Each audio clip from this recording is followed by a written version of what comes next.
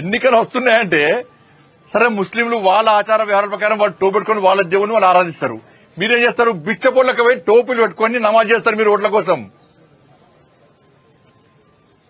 ఓట్లు వచ్చినాయంటే ఇఫ్తార్ విందులు చేసేది మీరు, నటించడు జీవించేది మీరు, టోపులు పెట్టుకుని నమాజ్ చేసేది మీరు.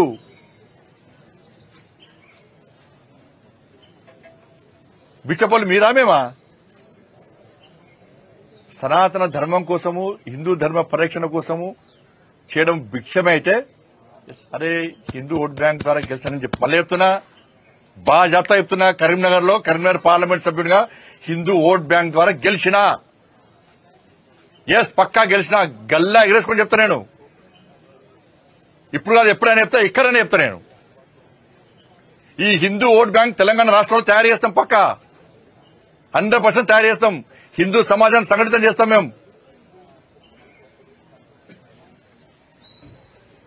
అంటే రోహింగ్యాలు బండి సంజయ్ ఏం చేస్తుంటాడు? ఏం చేస్తాడు మీకు? ఫాతినా కొడుకులు మీరు.